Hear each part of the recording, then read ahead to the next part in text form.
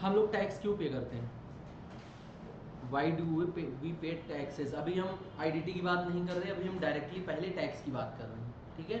हम लोग टैक्स क्यों पे करते हैं, कोई बता सकता है? तो सर सामने लिखा हुआ है, अभी पढ़ के बताते हैं। समझना गवर्नमेंट को इनकम होती है इससे जो भी हम लोग एक्सपेंडिचर करते हैं। देखो गवर्नमेंट के पास जो है एक्सपेंडिचर करने के लिए बहुत सारी चीज़ें हैं, पब्लिक वेलफेयर के लिए काम करता है, रोड्स बनवाते हैं, जो है आपका एजुकेशन सर्विसेज देते हैं जो कि फ्री ऑफ कॉस्ट होते हैं, मेडिकल फैसिलिटी देते हैं, लोगों को जॉब्स देते हैं। आप लोग देखे होंगे गांव में कितना ज़्यादा को लोगों को घर दिया जा रहा है, खाने के लिए खाना दिया जा रहा है, तो गवर्नमेंट के पास फंड्स कहाँ से आता है? मेजर सोर्स ऑफ रेवेन्यू है जो कि टैक्सेस से आता है, ठीक है? तो अगर किसी भी स्टेट का मतलब सेंट्रल लेवल पे या स्टेट लेवल पे उस स्टेट का या सेंट्रल का वेलफेयर करना है, तो मेजर जो सोर्स है रेवेन्यू का जहां से एक्सपेंडिचर किए जाए वो टैक्स ही होता है, ठीक है? सेकेंड सोर्स होता है डेप्थ।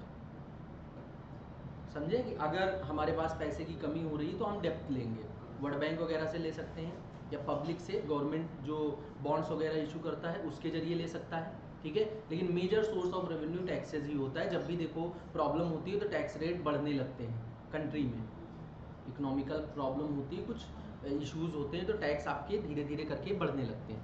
अगर हम लोग बात करें the government is responsible for taking care of its citizen, government अपने जो सिटीजन्स हैं, अपने लोगों हैं, उनकी रिस्पॉन्सिबिलिटी रहती है। जैसे आपके घर में आपके पेरेंट्स होते हैं, आपके एक्सपेंसेस के लिए रिस्पॉन्सिबल, जो भी आपके एक्सपेंसेस होते हैं वो देते हैं कि नहीं?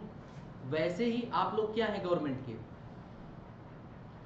बच्चे हैं, तो आप लोग भी जो एक्सपेंडिचर करेंगे, जो है सर्विसेज या गुड्स यूज कर रहे हैं उसके लिए एक्सपेंडिचर गवर्नमेंट करेगी, ठीक है?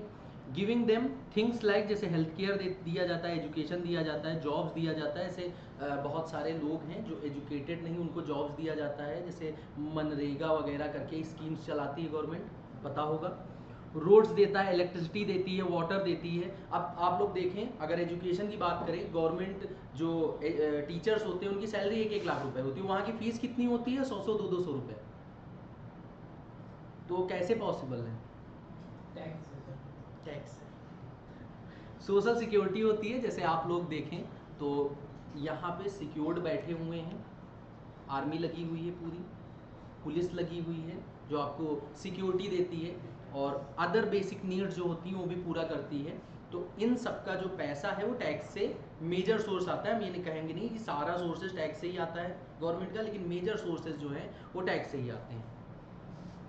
ये सब काम को मैनेज करने के लिए गवर्नमेंट को पैसे की जरूरत होती है, and this money mostly comes from what is taxes. Taxes क्या है? अच्छा टैक्सेस क्या होते हैं, कोई सिंपल लैंग्वेज में डिफाइन कर सकता है? नहीं, नहीं बताऊंगा, डीटी पढ़ के आया हूँ। Tax are compulsory payments. क्या टैक्स में आपकी जो है वॉलेंट्री होता है कि आप पेमेंट करें ना करें, ऐसा कुछ होता है? कंपलसरी पेमेंट होता है, चाहे वो आपका इनकम टैक्स हो चाहे जीएसटी हो, ठीक है? कंपलसरी पेमेंट मतलब आपके ऊपर अगर ये प्रोविजन अप्लीकेबल हो रहा है तो आपको वो पेमेंट करना पड़ेगा, अगर आप पेमेंट नहीं करेंगे तो आपके ऊपर पेनल्टीज वगैरह लग सकती हैं। That people gives the to the government, nobody really likes to paying tax. किसी को टैक्स पे करना पसंद नहीं पसंद है, but it is necessary for the country to run properly. Country को प्रॉपरली अगर रन करना है तो जो है आपको टैक्सेस पे करना पड़ेगा। गवर्नमेंट कौन कौन से टाइप के टैक्सेस, जैसे आपकी इनकम पे टैक्स लगता है, जैसे कि आप लोग डीटी में पढ़ के आए होंगे, आप लोग जो है सैलरी, अगर आप सैलरीड एम्प्लॉई हैं, अगर कहीं पे जॉब कर रहे हैं तो उससे रिलेटेड भी जो आपकी इनकम जनरेट होती है, अगर वो बेसिक एग्जेम्पशन लिमिट से ऊपर होगी तो आपके ऊपर टैक्स लगेगा। उसके बाद अगर आप बिजनेस कर रहे हैं, बिजनेस में आपके प्रॉफिट्स, आगे बैठ जाओ, दो ही बैठे हैं, समझ रहे हो? अगर आपके बिजनेस है और बिजनेस से प्रॉफिट अर्न हो रहा है तो पीजीबीपी में आपने पढ़ा होगा, उस पर भी टैक्स लगता है। उसके बाद प्रॉपर्टी एंड वेल्थ देखा होगा, स्टैम्प ड्यूटी टैक्स वगैरह, स्टैम्प ड्यूटी एक्ट लगता है अलग से। तो अगर प्रॉपर्टी आप जो है परचेज कर रहे हैं तो स्टैम्प ड्यूटी टैक्स लगता है। अगर उससे कोई गेन हो रहा है आपको तो कैपिटल गेन लगता है, वो भी एक प्रकार का टैक्स है। उसके बाद जो हम लोग पढ़ने वाले हैं GST, goods and services tax, ये भी लगता है और ये यूनिफॉर्म वे में लगता है। यूनिफॉर्म वे में अगर ये पेन की अगर बात करें हम, तो एक पेन चाहे हम खरीदें चाहे एक झोपड़पट्टी वाला बंदा खरीदे उतने का ही पड़ेगा। और जीएसटी में हमेशा इंक्लूसिव टैक्सेस होते हैं, मतलब कि अगर इसका प्राइस 10 रुपये है तो 10 रुपये में टैक्सेस इंक्लूसिव हैं। एमआरपी लिखा होता है, आगे ब्रैकेट में लिखा होता है इंक्लूसिव ऑफ ऑल टैक्सेस लिखा हुआ होता है, तो सबके लिए एक जैसे हैं। कोई मर्सिडीज से उतर के एक पेन खरीदे उसके लिए भी वही प्राइस है, और कोई पैदल आके खरीदे उसके लिए भी वही प्राइस है। कोई यहाँ पे डिफरेंसेस नहीं किए जाते हैं। Clear? Why tax is important? Tax क्यों इंपॉर्टेंट है? To provide basic services. आप लोगों को बेसिक सर्विसेज गवर्नमेंट की तरफ से मिलती हैं, जैसे कि हॉस्पिटल की सर्विसेज हो गई, स्कूल की हो गए, रोड की हो गए, इलेक्ट्रिसिटी के हो गए, वाटर के हो गए, फायर स्टेशन हो गए, कहीं आग लग गई तुरंत फायर स्टेशन वाले आ जाते हैं, पुलिस की हो गई, कोर्ट की हो गई, या फिर डिजास्टर हेल्प जैसे अभी कहीं चल रहा है। To support local governments, local bodies like village panchayat होती हैं, यहाँ पे भी फंड्स की ज़रूरत होती है, क्योंकि देखोगे वहाँ पे आज भी काफ़ी सारे विलेजेस हैं जहाँ पे मड हाउसेस बने हुए हैं, देखा होगा। तो जिनके भी खुद के घर नहीं है तो गवर्नमेंट स्कीम लाती है कि हम आपको घर देंगे, तो पैसा कहाँ से आएगा? टैक्सेस से। काफ़ी सारे तुमने सुना होगा कि काफ़ी सारे फ्लैट्स बने हैं लखनऊ में, प्रधानमंत्री आवास योजना हुआ है, काफ़ी लोगों को पता भी होगा, काफ़ी लोगों को नहीं पता होगा। ठीक है, आवास योजना में क्या है, जिसके पास एक सिंगल घर नहीं है उसके नाम पे वो अप्लाई कर सकता है, उसको एक घर मिल जाएगा। कुछ बेसिक पैसे उसको देने पड़ेंगे, शायद 4-5 लाख रुपए, वो भी ओवर द पीरियड ऑफ 5 साल या 10 साल। मतलब आपको 2-2, 4-4 हज़ार रुपये या फिर 5-5 हज़ार रुपये मंथली का, या 6 मंथ में ऐसे करके कुछ आपके अकाउंट से डिडक्ट होगा। मतलब फ्री ऑफ कॉस्ट नहीं है, कुछ लिटिल बिट पेमेंट करना पड़ेगा आपको। समझ में आया होगा। ब्लॉक ऑफिसेज होते हैं, get funds from the government, जैसे नगर निगम होता है, देखते हो कि सफाई वाला पूरा रोड एक क्लीन है, आपकी जो नालियाँ वालियाँ हैं, नाले वाले हैं, नदी वगैरह है, सब साफ होता है। कैसे होता है? पैसा कहाँ से आता है? टैक्सेस से।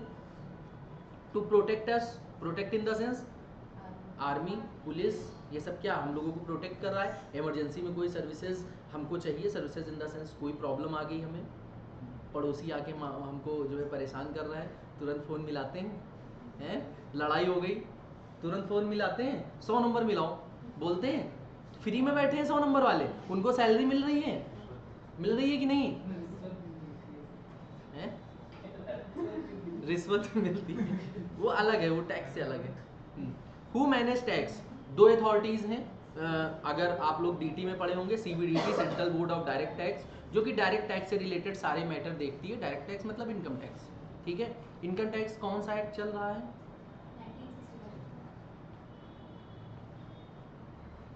चलो, हम टैक्स की, इनकम टैक्स की बात एक बार किए थे, तुम लोग फंस गए थे, अब नहीं करेंगे। इस क्लास में इनकम टैक्स की बातें ना हो, वही अच्छा है। क्यों? नहीं, एक बार कर चुके हैं। किसकी की थी? सैलरी की। सैलरी में ही तो है, रहने दो, नहीं तो फिर डांट खाओगे तुम लोग। CBIC, central board of indirect tax and custom, मतलब ये अथॉरिटी होती है। अच्छा, सीबीडीटी क्या, कौन सी अथॉरिटी होती, कौन सी इन द सेंस की लेवल क्या होता है अथॉरिटी का? हाईएस्ट अथॉरिटी होती है डायरेक्ट टैक्स की, इसके ऊपर कोई अथॉरिटी नहीं है। मतलब मैक्सिमम केस रिफर होता है तो सीबीडीटी को होगा, लास्ट डिसीजन सीबीडीटी का होता है, या फिर इनडायरेक्ट टैक्स में देखें तो सीबीआईसी का लास्ट डिसीजन होगा। इसके पहले आपके बहुत सारे कोर्ट चलते हैं, income tax authority, income tax appellate tribunal, ये सारे छोटे छोटे कोर्ट्स हैं जो नीचे लेवल पे चलते हैं। हम मतलब फाइनल में जब पढ़ोगे तुम लोग तो ये पूरी अथॉरिटीज़ का दे रखा है पूरा फ्लो, समझ लो। तो हम लोग ऐसे याद करते थे, पापा दादाजी ऐसे करके, समझ लो, तो वो बता देंगे कैसे क्या होता है। ठीक है, इसमें इनडायरेक्ट टैक्स से रिलेटेड, मतलब इनडायरेक्ट टैक्स में 2 टैक्सेस मेजरली आते हैं इस समय प्रेजेंटली, पास्ट की बात हम नहीं कर रहे हैं। ठीक है, जीएसटी एंड कस्टम। पहले काफ़ी सारे टैक्सेस थे, समझ रहे हो। अब हम लोग थोड़ा सा बेसिक पढ़े हैं कि टैक्स क्यों लगाया जाता है, कौन कौन से टैक्सेस होते हैं। बात करते हैं what is indirect tax. Indirect tax क्या होता है? तो सर यही बताने के लिए तो आप बैठे हैं? हर चीज़ पे टैक्स। हर चीज़ पे टैक्स, ठीक है। वो सर इंसिडेंट और इम्पैक्ट डिफरेंट पर्सन्स को फॉलो करता है। डिफरेंस पढ़े हो, डिफरेंस से बताया इसने मीनिंग, समझ रहे हो? हाँ, तुम लोगों ने जब डीटी पढ़ा होगा पहले चैप्टर में डिफरेंस दिया हुआ था डीटी एंड आईडीटी का। सर क्या पूछ रहे हैं, सब डीटी उटी भूल चुके हैं हम लोग। An indirect tax is an tax that is charge on goods and services. Goods दे रहे हैं तब भी आपका जो है उसी प्रोडक्ट पे इंक्लूडेड रहता है, सर्विसेज में भी आपका जीएसटी लगता है। तो गुड्स एंड सर्विसेज दोनों पे जीएसटी लगता है। You pay it when you buy and sell, import export या फिर सप्लाई करते हैं आप गुड्स एंड सर्विसेज को, कोई भी काम करते हैं इस पे आपको जीएसटी देना पड़ता है। Example include GST, custom duty, excise duty. Custom duty जैसे इंपोर्ट एक्सपोर्ट कर रहे हैं उस पर आपका कस्टम ड्यूटी, एक्साइज ड्यूटी, ये सब पढ़ते हैं। समझ में आया कुछ? Features of indirect taxes. Features क्या है? यहां से पहला इंपॉर्टेंट क्वेश्चन आपका स्टार्ट हुआ है, ठीक है, जिस पे इंपॉर्टेंट लिख देते हैं वो फिर पता ही है तुम लोगों को। Tax on goods and services. Indirect taxes are charge when goods and services are supply. Supply in the sense अगर सप्लाई नहीं हुई है तो गुड्स एंड सर्विसेज पे टैक्स नहीं लगेगा। मतलब जब गुड्स का मूवमेंट होगा या सर्विसेज का मूवमेंट होगा तभी आपकी सप्लाई मानी जाएगी। क्लियर? ड्यूरिंग मैन्युफैक्चरिंग, सेलिंग और इंपोर्टिंग या फिर एक्सपोर्टिंग। अब अगर हम इसका हल्का सा थोड़ा सा एक्सप्लेन करें, फ्लो एक्सप्लेन करें या ऐसे ही बता दें? करें एक्सप्लेन। एक सेकंड।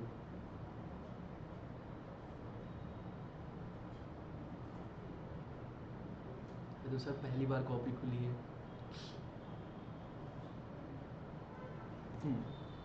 अगर हम बात करें तो प्रोड्यूसर कौन होता है,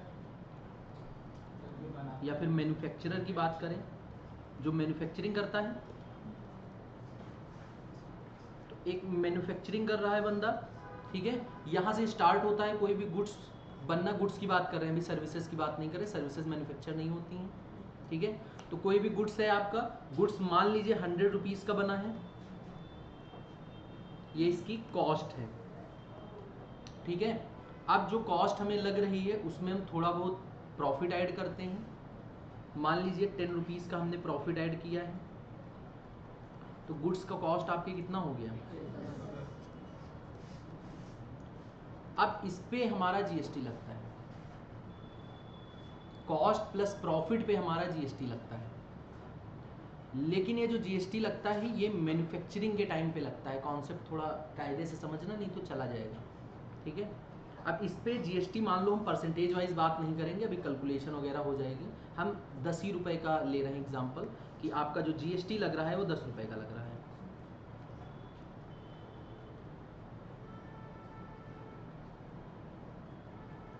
तो गुड्स का प्राइस क्या हो गया? अब यही गुड्स हम होलसेलर को बेचेंगे 120 को 120, हाँ, होलसेलर को देंगे। होलसेलर जानते हो कौन होता है? जो कि बल्क क्वांटिटी में गुड्स को लेके जो है क्या करता है, ठीक है। तो यहाँ पे अगर बात करें तो मैन्युफैक्चर आ गया। यहाँ से दो कॉन्सेप्ट अभी क्लियर होंगे तुम लोग, मैन्युफैक्चर यहाँ पे होलसेलर हो गए, ठीक है। अब यहाँ पे ये जो गुड्स आया, अब अगर इसके लिए देखा जाए तो इसकी कॉस्ट कितनी है? 120 रुपीज़। अब इसमें ये बंदा भी कुछ प्रॉफिट ऐड करेगा। मान लो 10 रुपीज़ का प्रॉफिट इसने भी ऐड किया, 130 का हो गया। अब इस पर फिर जीएसटी लगेगा? नहीं लगेगा। क्यों? तो ये भी तो लगाएगा जीएसटी होलसेलर, पहले से लगा हुआ है। नहीं तो जीएसटी अगर लगेगा नहीं तो ये जो प्रॉफिट ऐड कर रहा है इस पे तो टैक्स गवर्नमेंट को जा ही नहीं रहा है कोई। नहीं समझे?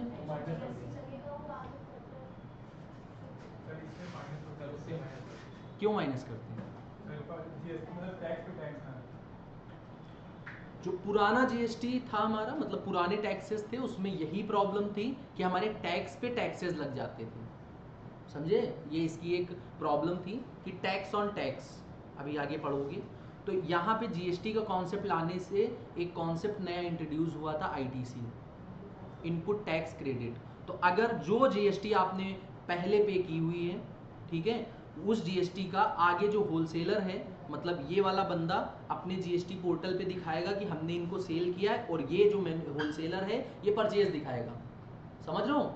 जब ये दोनों चीजें मैच होंगी क्रेडिट मिल जाएगा जीएसटी का। मतलब इन्होंने जो 10 रुपए का पेमेंट किया है ये इससे माइनस कर सकते हैं टैक्स। समझ में आया? ये इससे माइनस कर सकते हैं, माइनस कर देंगे। अब ये वाला जीएसटी पूरा माइनस हो गया, कितना बचा? 120 बचा। अब इसमें देखा जाए गुड्स आपका 100 ही रुपए का है, 10-10 रुपए दोनों की प्रॉफिट है। अब इस पे जीएसटी लगेगा। अगर हम रेट वाइज लगाएंगे, मान लो यहाँ पे 10% लग रहा था, तो यहाँ पे भी 10% लगेगा, तो अमाउंट बढ़ के आएगा जीएसटी का। जो प्रॉफिट आप एक्स्ट्रा कमा रहे हैं उस पे गवर्नमेंट को टैक्स मिलता जाएगा। नहीं समझे? नहीं समझे? यहां पे अगर हम रेट वाइज बात करें तो हम मान लो जीएसटी का रेट वैसे 10% कोई होता नहीं, समझाने के लिए 10% ले रहे हैं, तो 10% लेंगे तो ये 11 रुपए हो जाएगा। 110 का 10% हो गया, और ये 11 रुपए का आपको यहाँ पे क्रेडिट मिल जाएगा। ये कितना अमाउंट हुआ फिर? अब 119 पे अगर 10% फिर से टैक्स लगाएंगे आप, तो कितना हो जाएगा? कितना हुआ? 11.9। मतलब ऑलमोस्ट हम राउंड फिगर में 12 ले सकते हैं। 12 हुआ। यहाँ पे देखो टैक्स का अमाउंट बढ़ के आ रहा है, तो गवर्नमेंट को 1 रुपए टैक्स ज्यादा मिला। गवर्नमेंट कहता है जो आप वैल्यू ऐड कर रहे हैं उस पे हम टैक्स लेंगे, इसीलिए जीएसटी को वैल्यू एडेड टैक्स भी बोला जाता है। समझ में आया? मतलब जितना आप प्रॉफिट ले रहे हैं, मतलब आपने यहाँ पे 10 रुपए का प्रॉफिट लिया, तो हम 10 रुपए पे जो भी जीएसटी का रेट होगा हमको इस पे टैक्स चाहिए। ये हमको दे चुके हैं, इन्होंने जो प्रॉफिट ऐड किया उस पे टैक्स दे चुके हैं। अब आप जो प्रॉफिट ऐड कर रहे हैं वो दीजिए टैक्स। तो इसीलिए कहते हैं इन्होंने जो टैक्स पेमेंट किया उसको माइनस कर दीजिए, उसके बाद टैक्स निकालेंगे, तो उनका टैक्स और आपका टैक्स, दोनों टैक्स हमारे पास एक साथ चले आएंगे। कितना तगड़ा कॉन्सेप्ट गवर्नमेंट ने लगाया। यहां तक समझ में आया? किसी को कोई दिक्कत? फिर से समझा सकते हैं अगर कोई कंफ्यूजन हो। सिंपल सी बात करते हैं कि मैन्युफैक्चर, जैसे कि मान लो हमने एसी लगवाई है, ठीक है, अभी 3 महीने पहले लगवाई थी, तो हमने इस पे आईटीसी लिया। कैसे? जहां पे एसी बनी उन्होंने आगे इसका क्रेडिट दिया, जिसने होलसेलर ने खरीदा उसने क्रेडिट लिया, उसके बाद हमने इसको परचेज किया। अब हमारी अपनी कंपनी है, हमारी अपनी फर्म है यश त्रिपाठी एंड कंपनी, हमने फर्म के नाम पे एज अ बिजनेस परचेज इसको दिखाया। समझ रहे हो? बिजनेस परचेज दिखाया। Business purchase in the sense हम इसको फाइनल कस्टमर को सोल्ड नहीं कर रहे हैं, हम अपने बिजनेस में इसको यूज करेंगे, उसके लिए हमको क्रेडिट मिल गया, और आगे हम कभी सेल ही नहीं कर रहे हैं, तो इसका हमको कोई पेमेंट टैक्स का नहीं करना पड़ेगा। समझ रहे हो? कोई दिक्कत आई? आई ना? नहीं आई? थोड़ा सा ऊपर से गया होगा, गया, काफी लोगों को गया होगा, ठीक है। जैसे कि हम फोन लेने वाले हैं, फोन अभी लेंगे, फोन पे हमको 1 रुपए भी टैक्स नहीं देना है। मतलब अगर फोन 1 लाख रुपए का है तो 12,000 रुपए, जो 12% उस पर जीएसटी जाता है, वो हमें पे नहीं करना है। क्यों? क्योंकि हम उसको बिजनेस परचेज दिखा रहे हैं। समझ रहे हो? बिजनेस परचेज दिखाएंगे तो हमारा जो टैक्स है उसका क्रेडिट मिल जाएगा। जब सेलर है वो वहां से देखेगा कि हमने सेल किया है बिजनेस को। जैसे फ्लिपकार्ट पे आपने देखा होगा, तो जब आप कार्ट में डाल के बाय नाउ पे करते हैं, वहां पे आता है यूज जीएसटी इनवाइस।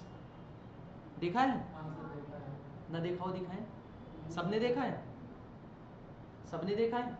आप यूज जीएसटी इनवाइस पे जैसे ही आप क्लिक करेंगे, उस पे जीएसटी नंबर और आपकी फर्म का नाम आएगा, दोनों चीजें डालेंगे, आपके फर्म के नाम पे बिल कटेगा, ठीक है। उसके बाद जब आप अपनी जीएसटी रिटर्न अपने फर्म का भरेंगे, तब आप उसको अपना परचेज दिखाएंगे कि हमने अपने बिजनेस यूज के लिए उसको परचेज किया है। और जब बिजनेस यूज के लिए परचेज आप उसको दिखाएंगे, तब आपको उसका क्रेडिट मिलेगा। और क्रेडिट कभी कैश में नहीं मिलता है, क्रेडिट लेजर में आपके वो दिख जाएगा। इनपुट टैक्स क्रेडिट लेजर होता है, आईटीसी क्रेडिट लेजर, उसमें दिख जाएगा। उसका आप फर्दर यूज कर सकते हैं, मतलब कभी टैक्स लाइबिलिटी वगैरह बन रही उसमें यूज कर लो, ऐसे करके।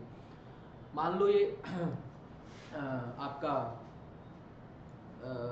35,000 का एसी था, हमको 27,000 का पड़ा, 7 से 8 हज़ार रुपये। घर में हमारे एसी लगे हैं, सब पे आईटीसी, कोई टैक्स नहीं देते हैं हम, समझ रहे हो?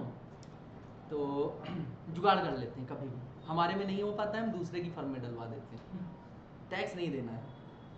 हाँ, तो अगर हम बात करें आगे तो यही अगर देखा जाए तो जब जीएसटी आया था बहुत ज़्यादा प्रॉब्लम, जो बिजनेस वाले थे वो कह रहे थे कि बहुत ज़्यादा प्रॉब्लम हो रही है, हमको जीएसटी देना पड़ रहा है, जबकि जीएसटी वो नहीं देते हैं। जीएसटी कौन देता है? फाइनल कंज्यूमर, जो गुड्स को कंज्यूम करता है। जब तक हम गुड्स को कंज्यूम नहीं करेंगे हमारे ऊपर जीएसटी लगेगी ही नहीं, समझ रहे हो? अब अगर यहाँ पे बात करें, ये इनसे कौन लेगा? रिटेलर लेगा, रिटेलर फिर जीएसटी लगाएगा इसी तरीके से। उसके बाद जब तक फाइनल कंज्यूमर, इसके प्राइस मान लो यहाँ पे 150 हो गए, फाइनल कंज्यूमर पे करेगा, सारा काम खत्म हो जाएगा यहाँ से, उसके बाद जीएसटी का आगे कोई ट्रांजेक्शन नहीं होगा। समझ में आया थोड़ा बहुत? मतलब अगर हम मानते हैं 50% भी समझ में आया हो तो अभी आगे की क्लासेस में और कॉन्सेप्ट क्लियर हो जाएंगे। क्लियर? क्योंकि अभी इसके एग्जाम्पल भी होंगे, आगे बनाए हैं हमने, ठीक है? तो टैक्स किस पे लगता है? गुड्स एंड सर्विसेज पे। अब अगला पॉइंट आया, हाँ यहाँ पे था manufacturing, selling, importing and exporting. हम कोई चीज़ मैन्युफैक्चर कर रहे हैं तब भी हमारे ऊपर जीएसटी लगेगा, कोई चीज़ सेल कर रहे हैं, इसी वर्ड पे हमने कॉन्सेप्ट समझाया है मैन्युफैक्चर एंड सेलिंग पे। जब तक वो फाइनल कंज्यूमर तक पहुंचेगा नहीं तब तक आपका जीएसटी लगता रहेगा। फैन ऑन करो, ये वाला फैन, समझे? जब तक जो है फाइनल कंज्यूमर या कस्टमर उसको जो है कंज्यूम नहीं करेगा तब तक ये प्रोसेस चलता रहेगा। Clear? Burden shift to buyer, burden buyer के ऊपर टैक्स का शिफ्ट होता है, किसका? इनडायरेक्ट टैक्सेस का। Even through the seller pays to the tax to the government. Seller जो है अपना जीएसटी फाइल करता है, जीएसटी क्वार्टरली, मंथली ऐसे करके होते हैं, वो फाइल कर रहा है, लेकिन वो रेगुलर बेसिस पे, डेली बेसिस पे किससे ले रहा है जीएसटी? कस्टमर से ले रहा है। नीचे मान लो आपकी स्टेशनरी वाली शॉप्स हैं काफ़ी, आप पेन लेने गए, 10 रुपए का पेन लिया, जीएसटी है उस पर, ठीक है? अब वो क्या जीएसटी डेली डेली गवर्नमेंट को पे करेगा? नहीं, वो एक साथ मंथली या क्वार्टरली फाइल करेगा, उसमें सारा टैक्सेस अपना पे कर देगा एक साथ। The buyer is one who actually bear the cost because tax is incurred on the price, मतलब included on the price. Tax हमेशा प्राइस में इंक्लूडेड रहता है, टैक्स इन द सेंस कि अपना indirect tax GST. So tax burden is passed on the final consumer, हमेशा tax का burden final consumer पे शिफ्ट होता है, फाइनल कंज्यूमर ही टैक्स को पे करता है।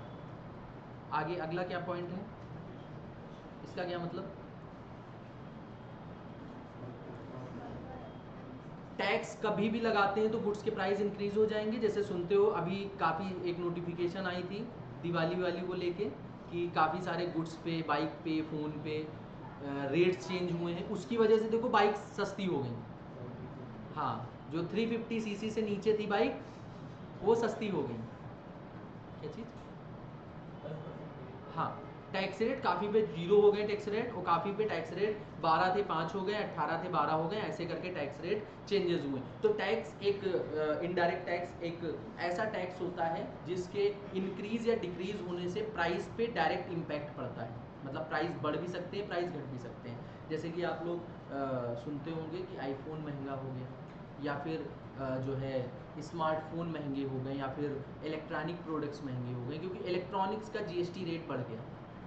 होता है ऐसा, जीएसटी की वजह से प्राइजेस में इंक्रीज एंड डिक्रीज बहुत ज़्यादा पाया जाता है। Clear? Health social welfare, the government can charge higher tax on harmful goods. कह रहे हैं हार्मफुल गुड्स पे जो है ज़्यादा से ज़्यादा टैक्सेस चार्ज करते हैं, जैसे कि सिगरेट हो गया, अल्कोहल हो गया। इस पे अल्कोहल खुद अगर देखा जाए तो जीएसटी के प्रीव्यू से बाहर ही रखा गया है। क्यों? क्योंकि इस पे हाई रेट ऑफ टैक्स लगाते हैं। समझ रहे हो? हाई रेट ऑफ टैक्स लगाने के लिए, क्योंकि जीएसटी में इतने उसका टैक्स ही नहीं है, मतलब 40% से ऊपर हाईएस्ट टैक्स नहीं है जीएसटी में, और अल्कोहल पे 40% से भी ऊपर जो है जीएसटी मतलब टैक्स लगता है। ठीक है? टू रिड्यूस देयर यूज, क्या यूज उसका रिड्यूस होता है हाई टैक्स लगाने से?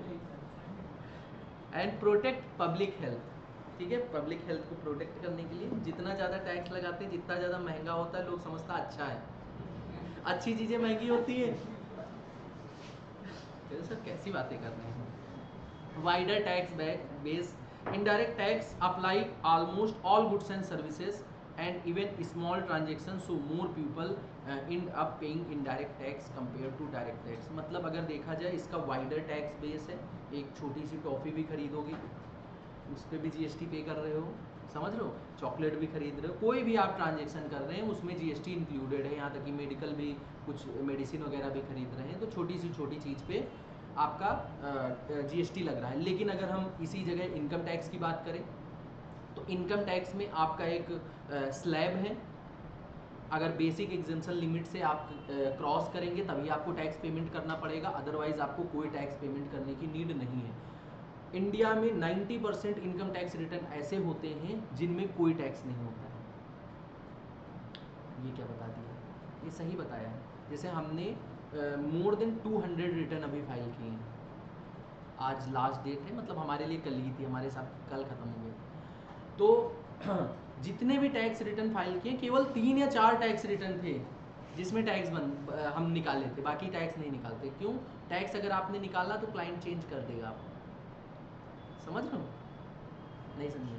आगे की बात है नहीं समझ में आया? मतलब आपको अपनी जो स्पेशल पावर है CA-CMA वाली पावर बोलते हैं उसको, स्किल नहीं बोलते, ये सब कोर्स करने के बाद सिद्धियाँ आ जाती हैं कि नहीं आती हैं, कि क्लाइंट का टैक्स कम कर सको। आपको कोई फ्रॉड नहीं करना है, आपको टैक्स के जो लूफूल्स हैं उनका फ़ायदा उठाना है, डिडक्शन का फ़ायदा उठाना है, समझ रहे हो, उनसे उनका टैक्स कम कराना है, उनको सजेशन देने हैं कि ये कर लो, यहाँ इन्वेस्ट कर दो तो हम टैक्स बचवा लेंगे इतना, समझ रहे हो?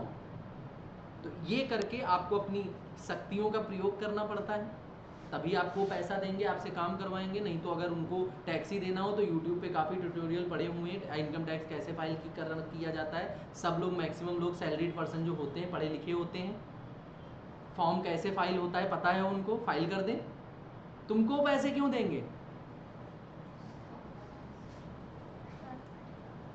आगे क्या है? रिग्रेसिव इन नेचर, समझ में आया? Wider tax base, regressive in nature, इसका क्या मतलब है? सबके ऊपर एक जैसा लगता है, कोई भेदभाव नहीं है नहीं तुम्हारे कपड़े सही नहीं है तुमको हम कम कर देंगे, ऐसा नहीं होता है। तुम्हारे कपड़े सही हैं तुमको हम ज़्यादा रेट पे देंगे, ऐसा नहीं होता है, कोई डिस्क्रिमिनेशन नहीं होता है। This can be unfair to poor people, pure people के लिए अनफेयर होता है कि उनको भी सेम रेट पे चीज़ें मिल रही हैं। इसीलिए देखा होगा जो लग्जरी गुड्स हैं उन पे टैक्स रेट ज़्यादा लगता है, समझे? जो बेसिक नीड्स की चीज़ें हैं उन पे टैक्स रेट थोड़ा कम होता है, ठीक है। As they spend a larger share of their income on such taxes. अगर तुम देखें, मतलब अभी पहली क्लास में हम इतनी डिटेल में बात नहीं करने वाले हैं, वैसे भी काफ़ी डिटेल में लग रहा होगा तुम लोगों को। तो अगर हम बात करें तो टैक्सेस अपने यहाँ पे बहुत ज़्यादा सिस्टमेटिक ढंग से सही नहीं है, क्योंकि एक इनकम कमाता है बंदा, उसके बाद उस पर उसको इनकम टैक्स भी देना पड़ता है, जीएसटी भी देना पड़ता है, कहीं इंपोर्ट एक्सपोर्ट करा रहा है तो उसी इनकम पे अभी भी 2-3 बार टैक्स लगता है। अभी इसको आगे एक्सप्लेन करेंगे। No direct pinch. The seller does not feel the burden because they collect the tax from buyer and pass it to the government. मतलब सेलर के ऊपर कोई डायरेक्ट पिंच नहीं होता है। अगर देखा जाए तो कस्टमर से कलेक्ट करना होता है, आप एक मीडिएटर होते हैं केवल, सेलर एक मीडिएटर होता है जो कि टैक्स को गवर्नमेंट तक पहुंचाता है। The buyer pays the tax without even realizing it since it is already included in the price. मतलब बायर भी परचेज कर लेता है, तुम लोग कभी ये नहीं देखते इस पर कितना टैक्स है, लिखा है इंक्लूडेड इन प्राइस, 10 रुपये की या प्रोडक्ट है, इस पर ये नहीं कहते इस पर ज़्यादा टैक्स जा रहा है कम जा रहा है, ऐसा कभी सोचते भी नहीं हो, समझ रहे हो? कोई दिक्कत यहाँ पे? ये एक इंपॉर्टेंट क्वेश्चन हो गया जो कि एग्जाम में आ सकता है, पढ़ के देखो इसको, कुछ ना समझ में आए तो पूछ सकते हो। कोशिश करो जितनी थ्योरी वाली चीज़ें हैं यहीं पे 2-3 बार रीड कर लो, यहीं पे ख़त्म कर दो, समझ लो, क्योंकि तुम लोगों के पास समय वैसे भी नहीं है, घर पे कहाँ पढ़ते हो।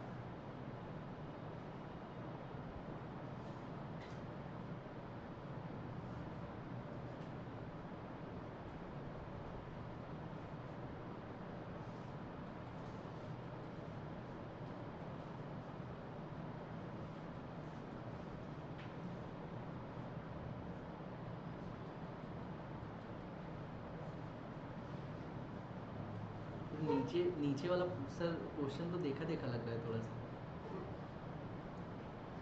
याद आ रहा है ना थोड़ा सा? गजनी तो नहीं बने तुम लोग? पिछली बार एक क्वेश्चन आया था ना एग्जाम में, difference between direct tax and indirect tax, और हमने ये पहला क्वेश्चन बताया था एग्जाम से एक हफ्ते पहले कि ये क्वेश्चन आएगा, शायद वीडियो डाली थी, 4 क्वेश्चन दिए थे, उसमें से एक क्वेश्चन ये था, वही एग्जाम में आया था।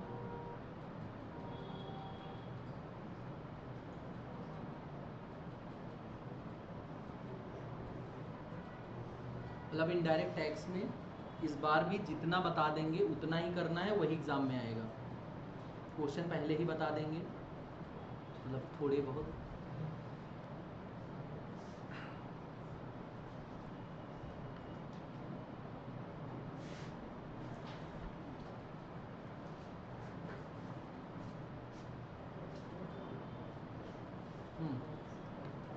Difference between direct tax and indirect tax, meaning क्या होगा इसका?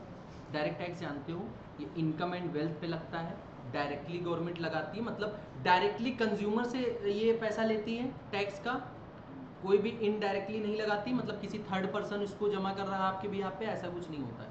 अगर इनडायरेक्ट टैक्स की बात करें, गुड्स एंड सर्विसेज जो कि आप बाई करते हैं, इनडायरेक्टली आप सेलर को पे करते हो, सेलर गवर्नमेंट को पे करता है। नेचर क्या होता है? प्रोग्रेसिव होता है। Progressive in the sense rich people ज़्यादा देते हैं, प्योर पीपल कम देते हैं, मतलब स्लैब रेट देखा होगा। इसमें कौन सा स्लैब रेट नहीं पूछेंगे रिग्रेसिव, तुम लोग अभी बता नहीं पाओगे, नहीं बता पाओगे। अच्छा अभी टैक्स लायबिलिटी वाला नहीं हुआ है, regressive.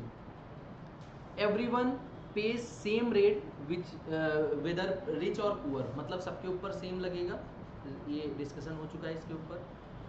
Incident and impact, the same person page and bear the tax, मतलब सेम इंसान के ऊपर, जिस कस्टमर है मान लो या फिर टैक्स पेयर है, उसी के ऊपर टैक्स लग रहा है वही पे करेगा। यहाँ पे आईडीटी में क्या होता है, इनडायरेक्ट टैक्सेस में जो पर्सन आपका कलेक्ट करता है और जिसके ऊपर बियर होता है, दोनों डिफरेंट पर्सन होते हैं। सेलर कलेक्ट करता है और कस्टमर बियर करता है टैक्स का पैसा। आगे एग्जांपल क्या है, इसमें इनकम टैक्स होता है, वेल्थ टैक्स होता है, इसमें GST, custom and excise duty होती है। क्या ये डिफरेंसेस टफ लग रहे हैं? बिल्कुल ईजी हैं, पॉइंट टू पॉइंट बात की गई है इसमें। आगे इसका क्या मतलब होता है? चोरी करना, ये तो पता ही होगा, इसमें तो एक्सपर्टीज होंगी। हाँ, can be easily avoided by hiding income, income छिपा दो। कैसे छिपाओगे? सर खर्चे ज़्यादा दिखा दो। कैसे दिखाओगे?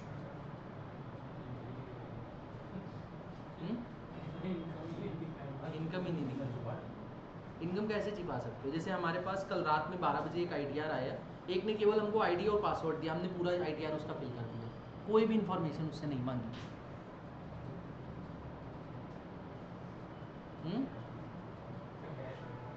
क्या कैश में रखेंगे? नहीं, ईजिली अवॉइड किया जाता है बाई हाइडिंग इनकम। इनकम को हम छिपा सकते हैं, छिपाना इन द सेंस कि अभी एक बंदे ने बताया था कि आप एक्सपेंसेस ज़्यादा दिखा दें, फर्जी के वाउचर्स क्रिएट कर दें।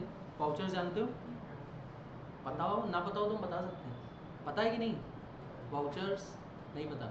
वाउचर्स क्या होते हैं? जैसे मान लो हमने एक्सपेंस किया है यहाँ का, कोई मान लो एसी लगवाई, एसी का बिल होना चाहिए, बिल से रिलेटेड अप्रोप्रिएट एंट्री होनी चाहिए हमारे बुक्स ऑफ अकाउंट्स में। जो जर्नल हम कर रहे हैं वहाँ पे एक्सपेंडिचर डेबिट हुआ हो, एसी डेबिट हुआ हो, समझ रहे हो?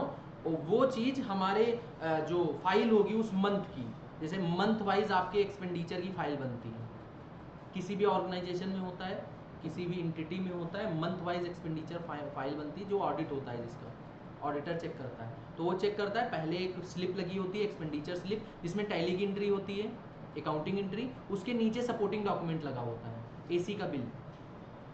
अगर कोई गवर्नमेंट एंटिटी है तो परचेज ऑर्डर भी लगा होता है कि किस अथॉरिटी से पूछ के आपने परचेज किया। समझ में आया? तो ये सारे जो है बिल होने चाहिए। अगर हम लोग जो है इन सारे बिल्स का थोड़ा सा मैनेजमेंट कर लें तो टैक्स को अवॉइड किया जा सकता है, किया जा सकता है। कोई फ्रेंड है हमारा, फर्जी बिल काट दे, एसी बेचता है, एसी की दुकान है, शोरूम है पूरा उसका, 4-5 एसी के बिल कटवा दिए, समझ रहे हो? हार्ड टू अवॉइड होता है, क्यों? क्योंकि ये प्राइस में ही छुपा हुआ होता है, तो इसको आप अवॉइड नहीं कर सकते, ये पे ही करना पड़ेगा। क्या जीएसटी अवॉइड कर सकते हो? कहोगे नहीं नहीं भैया हम जीएसटी नहीं देंगे, हमको ये 10 रुपये का पेन है, जीएसटी हटा दो, खाली प्राइस ले लो, ऐसे नहीं बोल सकते। उसके बाद inflation, help reduce inflation. Direct tax inflation को रिड्यूस करता है, कैसे? सर जितने टैक्स बढ़ेंगे उतना गवर्नमेंट के पास इनकम आएगी, उतना ही आसानी रहेगा एक्सपेंडिचर। और कोई?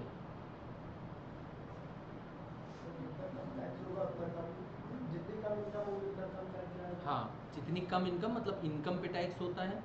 अच्छा, ये इन्फ्लेशन में क्या करेगा? इनडायरेक्ट टैक्स इंक्रीज करेगा, कैसे?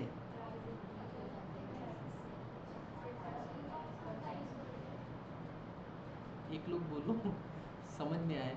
हाँ, कौन बोल रहा है? अब कोई नहीं बोलेगा साथ में सब बोलेंगे। चलो, हाँ, गुड्स की प्राइस भी बढ़ेगी। Who page and collect tax? Same person page and it tax, मतलब सेम पर्सन के ऊपर लगता है और सेम पर्सन उसको पे करता है, कस्टमर। आप कहोगे सर हम तो अपने CA से कराते हैं, तो आप ही करते हैं, आपके बिहाफ पे वो आपका रिप्रेजेंटेटिव होता है। Consumer pays but seller collect and pays to government. Consumer pay करता है सेलर को, सेलर गवर्नमेंट को पे करता है। अगर सेलर ने एक अप्रोप्रिएट टाइम के अंदर इसको पेमेंट नहीं किया है, उसके ऊपर पेनल्टी लगती है। समझ रहे हो? आप टैक्स का पैसा, जीएसटी का पैसा अपने पास नहीं रख सकते, समझ रहे हो? उसको आपको गवर्नमेंट को इमीडिएटली गवर्नमेंट में के अकाउंट में, मतलब कि जीएसटी की फाइलिंग के द्वारा गवर्नमेंट को पे कर देना है। नहीं पे किया तो फिर आपके ऊपर। क्यों गोकुल? गोकुल का केस है एक खुद का जीएसटी का, बताएंगे कभी। अब जीएसटी चालू हुई है तो गोकुल का केस डिस्कस ना हो, ऐसा हो नहीं सकता है। क्यों Gokul? Burden can not be shifted, shift हो सकता है? हमारा इनकम टैक्स है, हम कहें कोई और दे देगा, नहीं शिफ्ट हो सकता है। Can be shifted, seller to buyer.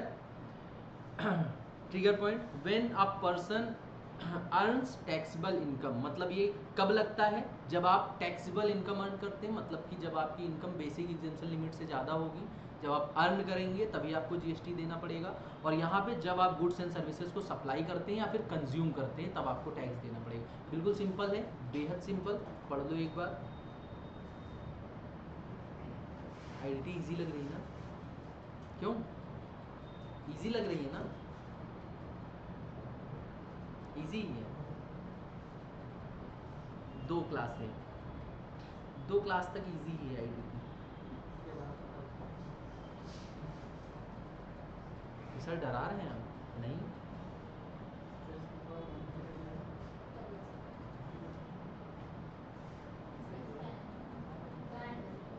Fan fan बंद कर लो, एसी नहीं बंद हो सकती। नहीं नहीं नहीं,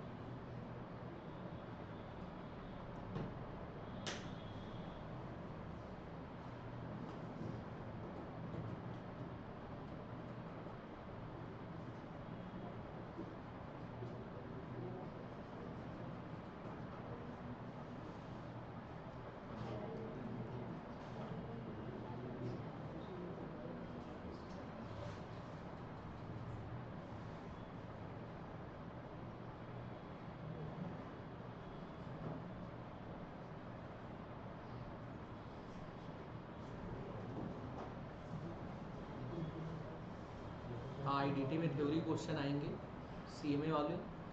तुम्हारा जो 6 का ए और 6 का बी क्वेश्चन होता है वो थ्योरी क्वेश्चन होता है, ठीक है? मतलब 7 मार्क्स के 2 क्वेश्चन आईडीटी में थ्योरी के आएंगे, और बता देंगे हम कौन कौन से आएंगे, वो पढ़ लेना, वही आएगा, ठीक है? मोस्टली जो है 4 से 5 क्वेश्चन बताएंगे, उन्हीं में से दोनों क्वेश्चन आ जाएंगे। वेट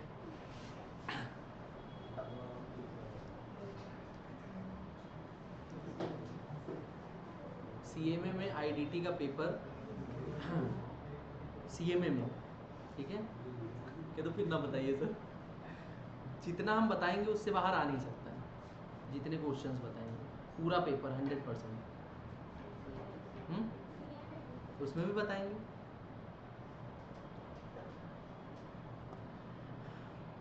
मतलब एक आपको कोई DT IDT, एक आपको कोई बहुत स्ट्रॉन्ग करना पड़ेगा, दोनों नहीं हो सकते, हमें पता है।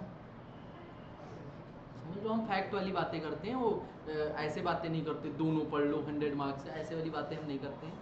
आपका कोई एक ही स्ट्रॉन्ग हो सकता है, एक ही पे फोकस कर सकते हैं, तो जो आपको अच्छा लगे उस पर ज़्यादा फोकस करना है, दूसरे वाले पे थोड़ा सा कम करना है, पढ़ना वो भी है।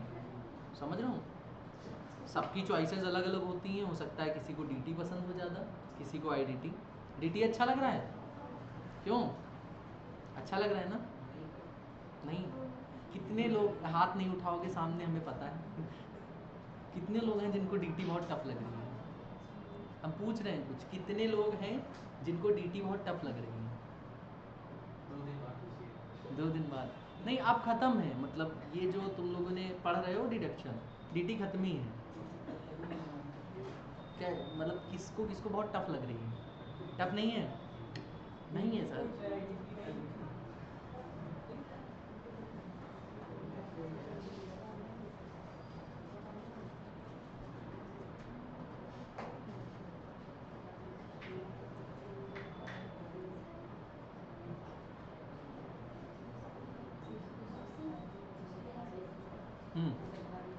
Background of old indirect taxes.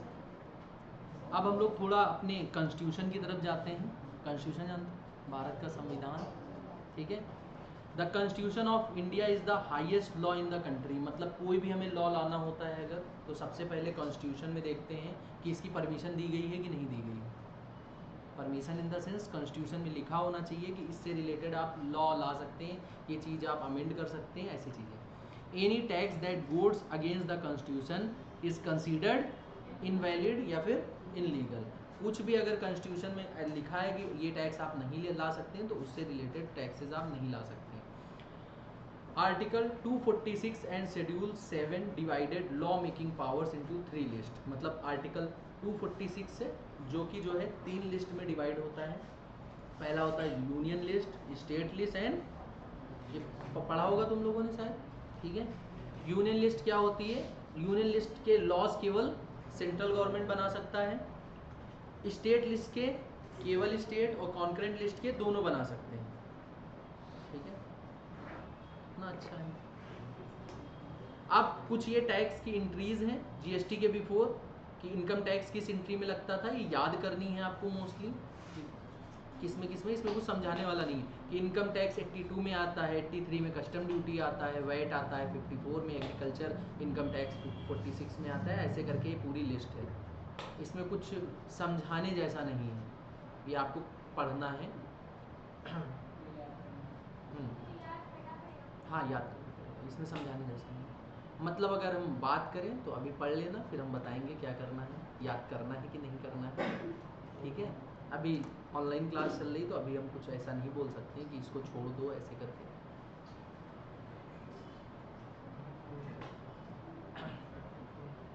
बाद में बताइए, ठीक है। हाँ, अब पढ़ते हैं, थोड़ा सा शांति बना के रखो थोड़ी। कास्केडिंग इफेक्ट जानते हो? टैक्स ऑन टैक्स अभी बात कर रहे थे। Before GST different tax were charge to each stage, excise, CST, VAT, but credit earlier taxes was not available leading to tax on tax. मतलब क्रेडिट नहीं मिलता था, मतलब ITC वाला कॉन्सेप्ट जो हमने बताया कि पीछे जो टैक्स पे करके आए हैं आगे आपको क्रेडिट मिल जाएगा, वो पहले कॉन्सेप्ट नहीं था। तो एक बार टैक्स लगा, मान लीजिए यहाँ से हम गुड्स हम 100 रुपये का लेके आए, इस पर एक बार दूसरे स्टेट में टैक्स लगा, फिर यहाँ पे लाए 110 का, फिर इस पर टैक्स लग गया, तो ये टैक्स ऑन टैक्स हो गया। मतलब इस टैक्स का जो अमाउंट है 10 रुपये, इस पर भी टैक्स लग गया ना, वो नहीं लगना चाहिए। एग्जाम्पल क्या है प्री GST का? लेस से मैन्युफैक्चरर कौन है? गुजरात के A हैं, सेल करते हैं हरियाणा के B को, clear. Who then sell dealer to C, आगे ये सी को सेल करते हैं, मतलब ये मैन्युफैक्चर है कौन, ए, कौन है, एग्जाम्पल समझना, और बी कौन है, डीलर या फिर होलसेलर हम कह सकते हैं, और सी क्या है, रिटेलर कह सकते हैं। अगर हम बात करें तो ए जो बी को प्राइस कोट करते हैं, मतलब मैन्युफैक्चर टू जो है होलसेलर जो प्राइस जाता है वो बेसिक प्राइसिंग होती है इनकी 1 लाख रुपए। ये प्री जीएसटी की बात करें, अभी जीएसटी मत घुसाना इसमें, आईटीसी वाईटीसी वाला कॉन्सेप्ट यहाँ पे नहीं होगा, ठीक है। और इसमें एक्साइज ड्यूटी लगती है 12%, तो 12,000 हो गया, एक गुड्स का प्राइस हो गया 1,12,000, ठीक है। अब इससे पहले सीएसटी लगता था, सेंट्रल स्टेट टैक्स ऐसे करके, वो 2% लगाया गया, 2% ये 1,12,000 पे लग रहा है, जो कि गलत है, गलत है ना, हाँ। तो पहले टैक्स लग चुका है, इस एक्सरसाइज के 12,000 रुपए पे टैक्स क्यों लग रहा है, ये नहीं लगना चाहिए, टोटली गलत है, समझ में आया। तो इसीलिए जीएसटी का कॉन्सेप्ट लाया गया कि टैक्स के ऊपर टैक्स ना लगे, समझ में आया। तो अगर फाइनल वैल्यू देखी जाए इनवाइस की 1,14,240, अब अगर बी सी को जो है कोट कर रहे हैं, मतलब बेच रहे हैं आगे, सी कौन है, रिटेलर, बी कौन है, याद रखना, बी वैल्यू ऐड करते हैं इसमें 10,000 की, जो हमने एग्जांपल लिया था सेम वैसा ही एग्जांपल है, 10,000 का प्रॉफिट, न्यू प्राइस हो गया 1,24,000, इसमें अगर 10,000 आप ऐड करेंगे तो कितना हो जाएगा, वही हुआ है। इन्होंने वैट ऐड कर दिया इसी पे, कितना 12%, फिर से इस पे टैक्स लगा दिया, देखो ये टैक्स लेके आया, ये आया, ये आया, इस पे भी ये टैक्स 12% लग गया, समझ में आया कितना टैक्स लगता था, समझ लो। फाइनल इनवाइस वैल्यू ये आ गई, ठीक है। तो ये चीज़ें थी जो प्रॉब्लम थी, जो कि ये टैक्स नहीं लगना चाहिए था, ठीक है। जीएसटी में क्या होता है, जैसे ये टैक्स लगा है तो इसका क्रेडिट मिल जाएगा, 2% आपकी कॉस्ट पे लगेगी, समझ रहे हो। मैन्युफैक्चरर अगर है तो ये 1 लाख रुपए पे जितना टैक्स लगना है लगेगा हर बार। अगर कोई टैक्स 1 लाख पे लगा है, मान लो 12%, 12,000 का, तो आगे ये गया 1,12,000 का, तो टैक्स है ये क्रेडिट मिल जाएगा 12,000 का, फिर 1 लाख पे टैक्स लगेगा, समझ में आया। मतलब टैक्स इनका कॉस्ट पे ही लगना है, या कॉस्ट में जो प्रॉफिट ऐड किया जा रहा है उस पे लगेगा, इसको वैल्यू एडेड टैक्स बोलते हैं, जितनी वैल्यू ऐड करोगे उस पे टैक्स लगता रहेगा, समझ में आया, थोड़ा बहुत तो आया होगा। सर आईटीसी मिलता है, आईटीसी मिलता कब है, सर जो आपका क्रेडिट मिल जाएगा हाँ वो कब मिलता है, जब आप आगे फर्दर सेल करते हैं, जैसे कि हमको आईटीसी कब मिला, अच्छा तुम कह रहे हो कि आपने सेल परचेज में डाल दिया, मिलेगा कब, जब हम फाइलिंग करेंगे, नहीं समझे। जैसे हमारा जीएसटी है, क्वार्टरली फाइल होता है, तो हम कोई चीज़ लेते हैं, डाल दिया उसमें, तो जब हम फाइलिंग करेंगे तब क्लेम करेंगे कि इतनी आईटीसी हमारी बन रही है, जाके फाइल कर देंगे, आईटीसी मिल जाएगी, समझ में आया। और अब कहोगे सर पता कैसे चलेगा गवर्नमेंट को, जो है जीएसटी डिपार्टमेंट को, कि कितना आईटीसी था, सही था या गलत था, ऐसे करके, वो भी तो क्रॉस चेक होता है। तो जो भी परचेज कर रहा है और जो सेल कर रहा है, दोनों की अकाउंट्स मैच होने चाहिए।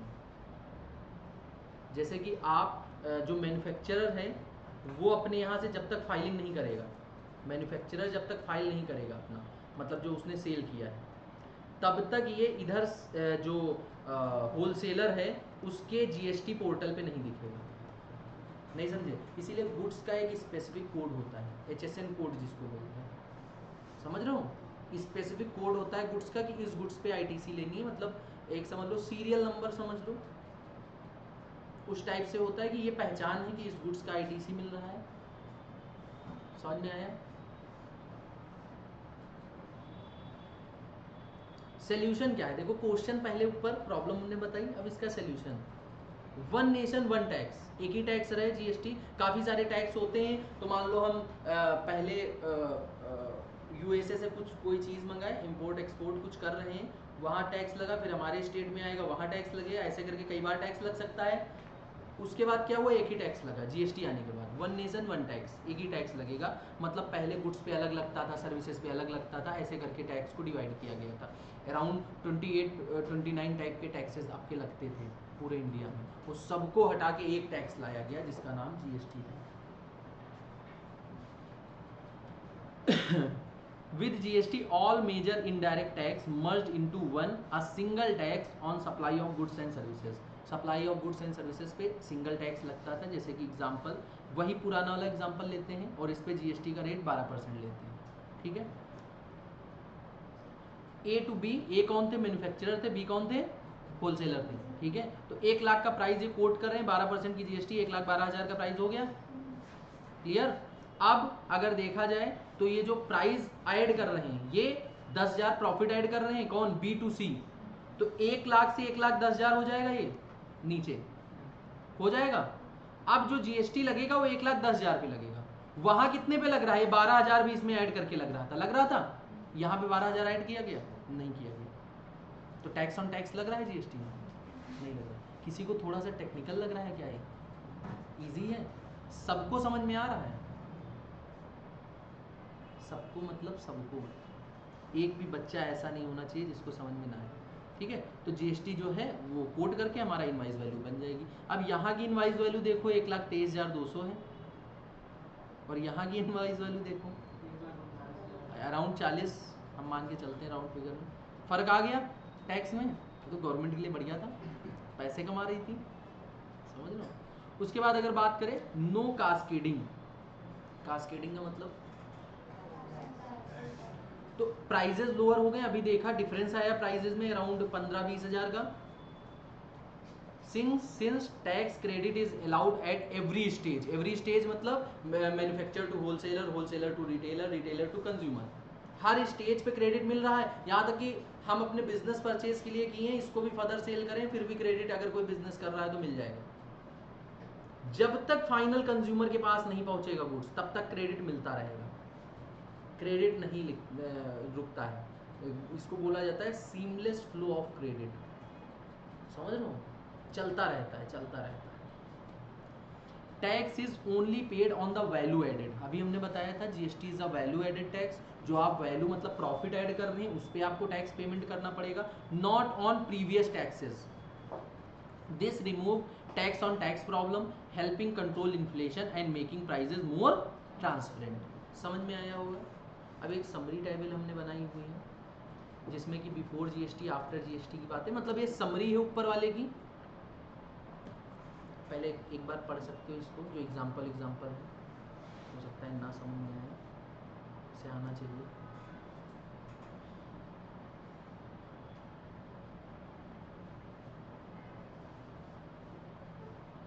हाँ, ये एग्जाम पे नहीं आएगा, ये जो प्रॉब्लम एंड सोल्यूशन दिख रहे हो ये तुम्हारे कॉन्सेप्ट बिल्डिंग के लिए है, एग्जाम में नहीं आएगा।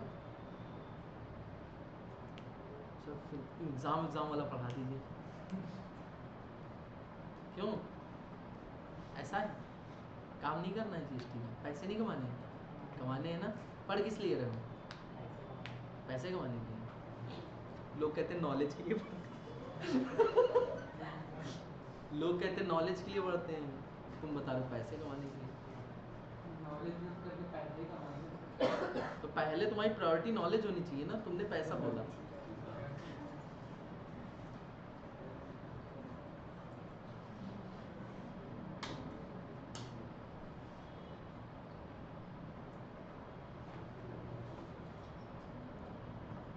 हाँ, कोई भी पिछला बैच रिफर नहीं करेगा, मतलब पिछले बैच की कोई वीडियो नहीं देखनी है। जो क्लास मिली होगी ऑनलाइन वालों को या ऑफलाइन वालों को, इसमें प्रीवियस बैच पढ़ा होगा, समझ लो, लेकिन देखनी नहीं है सिर्फ ये देखेंगे जो आप पढ़ा रहे हैं। बस। क्योंकि प्रीवियस बैच के अकॉर्डिंग बातें की गई हैं। तुम्हारे एग्ज़ाम के लिए इस बार के एनालिसिस अलग हैं, समझ रहे हो। वो हो सकता है तुम्हारे वो वाला बैच है उतना यूज़फुल नहीं हो तुम्हारे लिए, समझ रहे हो। काफ़ी बच्चे होते नहीं जल्दी जल्दी देख डालें, वो वाला काम मत करना, नहीं तो फिर प्रॉब्लम होगी। क्योंकि हर अटेम्प्ट वाइज क्वेश्चन हमारे चेंज होते हैं, सब लोगों को पता है, पूरी पूरी बुक चेंज कर देते हैं क्वेश्चन की तो बात करो।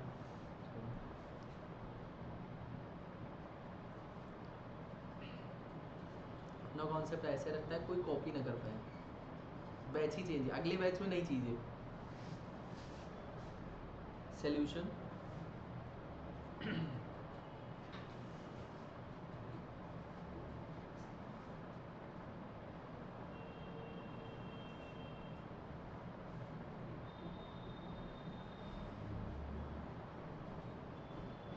एक बात और, अगर हम जितने भी आपके न्यूमेरिकल चैप्टर्स हैं, जैसे 2 चैप्टर थ्योरी वाले हैं, उसके बाद न्यूमेरिकल से स्टार्ट हो जाएगा, तो आप लोग लिखना क्लास में पसंद करेंगे या फिर नोट्स ही दें? कितने लोग लिखने में कंफर्टेबल हैं?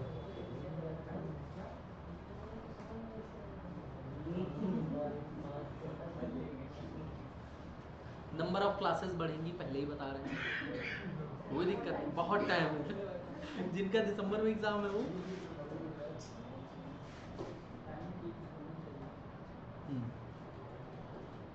नहीं, हम लिखवाते ही हैं मोस्टली, वो तो करेंगे हम अपने ही अकॉर्डिंग, वो आप लोगों से ऐसे ही पूछ लेते हैं। करते हम अपने ही अकॉर्डिंग।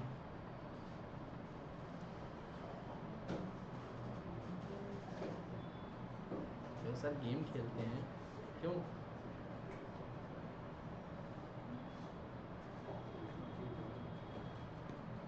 कह रहे जीएसटी आने से पहले टैक्स की पावर कैसे डिवाइडेड थी? The constitution clearly separate tax power between centre and state. Centre state में पावर डिवाइडेड थी। सेंटर गुड टैक्स मैन्युफैक्चर जो करते थे गुड्स वगैरह, लेकिन अल्कोहल या फिर इसको क्या बोलते हैं, क्या होता है? अफीम, अफीम होती है,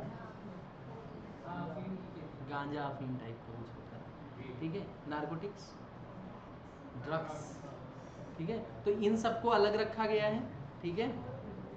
सर्विसेज लाइक सर्विस टैक्स ये सेंटर लगाता था। जो इंटर स्टेट सेल होती, इंटर स्टेट को क्या बोलते हैं, कोई बता सकता है? एक स्टेट से दूसरे स्टेट में जो गुड्स हम लोग जाके बेचते हैं उस पर जो टैक्स लगता है वो सेंट्रल लगाता है, ठीक है। तो आईजीएसटी अभी आगे, आईजीएसटी सीजीएसटी ये सब आगे बात करेंगे, अभी बच्चे डर जाएंगे नहीं तो, समझ रहे हो, अभी बेसिक पढ़ रहे हैं। इंपोर्ट्स जो होते हैं, custom duty plus additional duty जो लगती हैं, वो आपका जो कस्टम वाला काम होता है वो भी सेंट्रल लेवल पे होता है। स्टेट क्या करता था, जो आपके विद इन स्टेट गुड्स बिक रहे हैं, जैसे सीजीएसटी एसजीएसटी बात करते थे, या एक्साइज ऑन जो अल्कोहल या फिर कुछ नारकोटिक्स होते हैं वो आपकी स्टेट लगाता था। मतलब स्टेट वाइज आपका अल्कोहल वगैरह वो स्टेट मैनेज करता है। देखा होगा कहीं कहीं पे बंद होता है कहीं कहीं पे स्टार्ट होता है ऐसा। बड़ा पता है तुमको, हाँ सर। कहाँ पे बंद है? बिहार और गुजरात ड्राई स्टेट तुमको तो पता भी नहीं है। अभी दिस हाँ, अभी उज्जैन में भी डिक्लेयर किया गया कि उज्जैन इसकी न्यूज़ तुम्हारे पास बहुत है। बाकी अभी हम प्रीवियस लॉ का कुछ पूछ लेंगे या किसी सब्जेक्ट का पूछ लेंगे, वो नहीं बताओगे। ये वाला कॉन्सेप्ट तुम्हारा बहुत अच्छे से क्लियर है। हाँ, the system created overlapping confusion and double taxation. मतलब ये जो सिस्टम था इससे प्रॉब्लम काफ़ी आती थी कास्केडिंग वगैरह की, इसीलिए मतलब ये एग्ज़ाम में आएगा नहीं, तुम लोगों को ऐसे ही पढ़ना है। कॉन्स्टिट्यूशनल अमेंडेड क्यों नीडेड था, क्यों अमेंडमेंट किया गया, पढ़ो इसको। GST was a new kind of tax, one nation one tax on supply of goods and services. मतलब इसमें गुड्स को भी कवर किया गया था, सर्विसेज भी कवर किया गया था। To be collected by the both central and state. अच्छा, इसमें क्या है, गुड्स पे रेट्स अलग हैं, सर्विसेज पे रेट अलग है जीएसटी में। पहले क्या होता था, रेट सेम थे, समझ रहे हो। ऐसा होता है जैसे कि हम लोग सर्विसेज सप्लाई कर रहे हैं, सर्विसेज पे जीएसटी ज़्यादा होनी चाहिए या कम होनी चाहिए? ज़्यादा होनी चाहिए, क्योंकि सर्विसेज में कुछ कॉस्ट नहीं लग रही है। लेकिन अगर इसी जगह हम गुड्स की बात करें, कोई प्रोडक्ट ला के हम बेच रहे हैं तो उसमें कॉस्ट लग रही है, उस पर जीएसटी कम होना चाहिए। ऐसा नहीं था, ये भी एक प्रॉब्लम है। यहाँ पे जीएसटी में गुड्स एंड सर्विसेज के रेट्स अलग अलग दे रखे हैं, स्पेसिफाइड है। To be collected by both central and government. To allow this the constitution needed to change, because constitution को चेंज होने की ज़रूरत थी। It did not allow state to tax services, मतलब स्टेट्स को टैक्स वगैरह सर्विसेज अलाउ नहीं थी। It did not allow central and state both tax on the same transaction. Same transaction पे दोनों लोग टैक्स अपना नहीं लगा सकते हैं। मतलब एक ट्रांजेक्शन पे जैसे CGST SGST अलग हुआ, उसमें ये नहीं था। उसमें या तो सेंट्रल कलेक्ट कर सकती है या तो स्टेट कर सकती है, इसीलिए अमेंडमेंट लाया गया। समझ में आया? उसके बाद अगर हम बात करें, इसको पहले पढ़ो थोड़ा सा, फिर आगे हम लोग चलते हैं।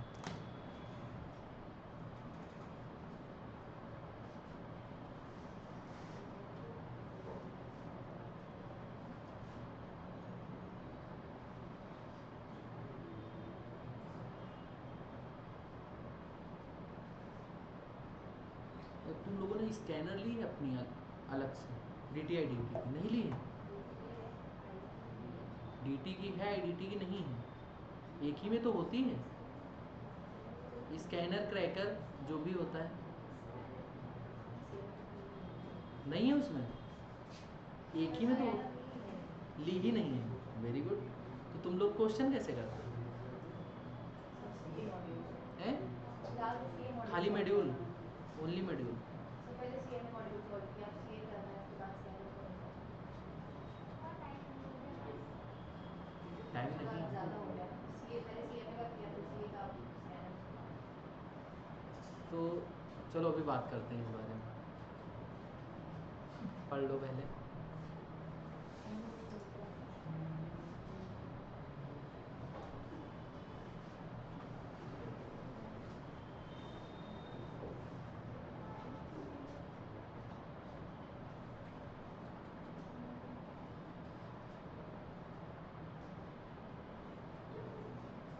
अब GST का पूरा फ्रेमवर्क दे रखा है।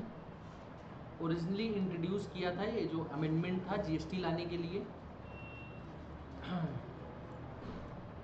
122 अमेंडमेंट बिल, जो कि दिसंबर 2014 में दिया गया था, जो कि तुम्हारे कांग्रेस गवर्नमेंट ने रखा था इसको। पता होगा GST लाने वाले पहले शख्स कांग्रेस गवर्नमेंट थी, पता है ये? नहीं पता? ठीक है। 16 लोकसभा में रखा गया था। Finally passed constitution 101 amendment act 2016 receive president assent 8 सितंबर 2016।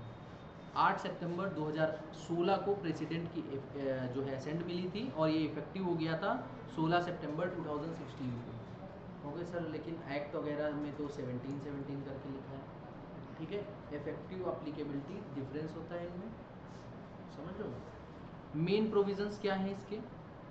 Concurrent power, both central and state can now levy and collect tax. Central और स्टेट दोनों एक साथ एक गुड्स पे टैक्स लगा सकती हैं, इसीलिए काफ़ी सारे गुड्स में CGST SGST दोनों कलेक्ट होते हैं। जो आप कपड़े वगैरह, क्लोथ वगैरह मॉल से खरीदते हैं, उस पर कभी नोटिस किया है CGST SGST? मॉल पे जब बिल करवाते हो इनवाइस 2.5% तुम यही सब नोटिस करते हो। Supply of goods and services पे लगता है। डुअल GST स्ट्रक्चर, डुअल का मतलब CGST SGST SGST। UTGST क्या होता है? Union territory. IGST जो कि इंटर स्टेट पे लगती है, मतलब एक स्टेट से दूसरे स्टेट पे।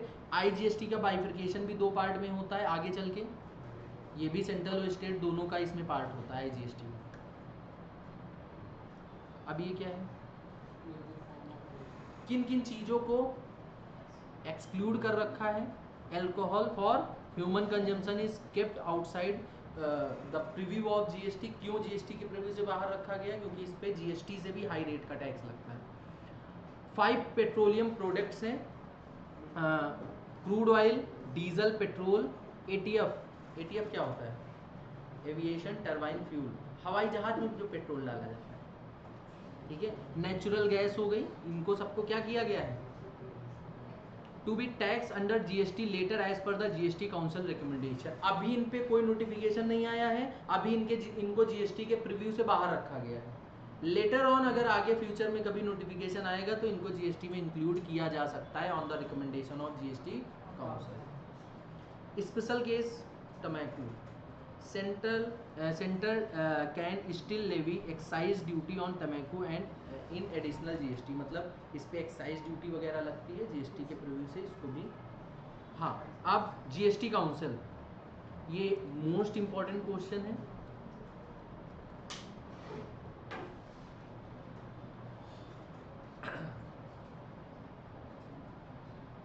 GST काउंसिल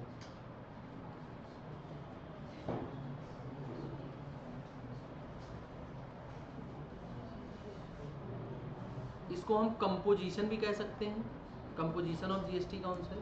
कौन कौन होता है? यूनियन फाइनेंस मिनिस्टर होता है जो कि चेयरपर्सन होता है, मिनिस्टर ऑफ स्टेट होते हैं जो कि फाइनेंस और रेवेन्यू से रिलेटेड होने चाहिए, स्टेट फाइनेंस के मिनिस्टर सारे स्टेट के होंगे, ठीक है। उसके बाद रोल क्या होता है जीएसटी काउंसिल का? रिकमेंड करता है जीएसटी के रेट, किस पे कितना रेट लगेगा, एग्जेम्पशन किस पे कितनी दी जाएगी। मतलब एग्जेम्पशन का, अच्छा एग्जेम्पशन का मतलब क्या होता है, कोई बता सकता है? क्या छूट? अच्छा डिस्काउंट का मतलब क्या होता है?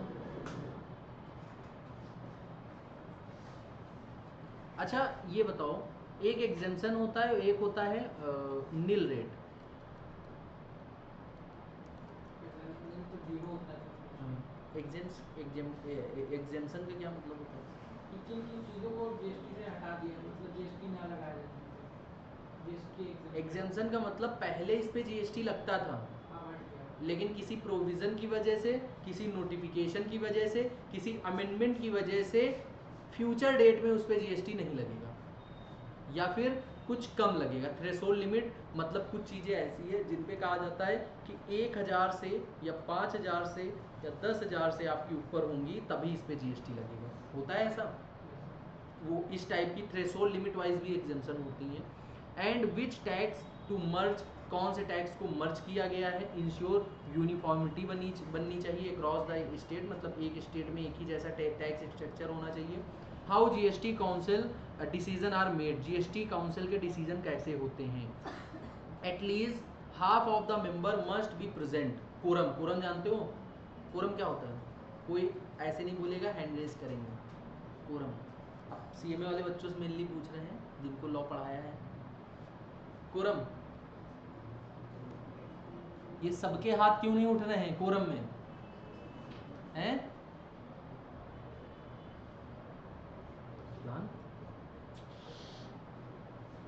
कृष्णा बताओ। हाँ, क्या मिनिमम नंबर ऑफ मेंबर? कितने मेंबर कहाँ होने चाहिए? और किसने हाथ उठाया था पीछे से? तरुण। ये उठाए।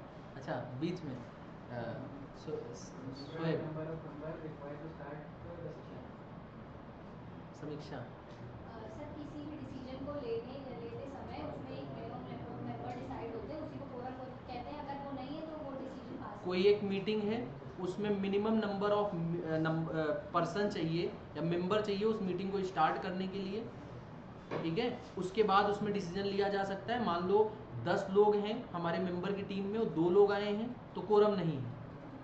कोरम अलग अलग हो सकती है, इससे रिलेटेड फाइनल में प्रोविजन पढ़ोगे as per section 173 of the companies act, ठीक है।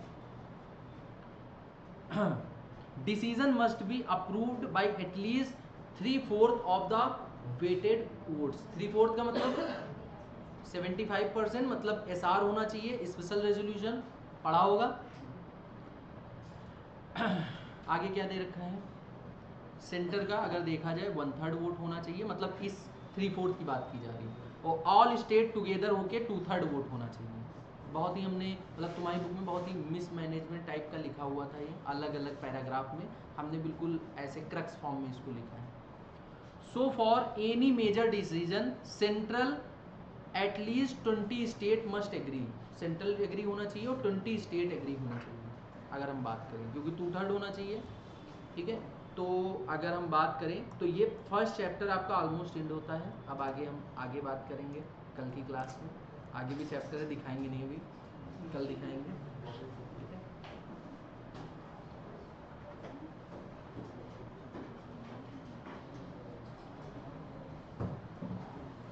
ये नोट्स चाहिए हो तो जो है भेज देंगे, नहीं तो बाद में भेजेंगे, कोई दिक्कत नहीं है। ये वाला भेज दें? भेज दें है तुम लोगों के पास तो बुक है।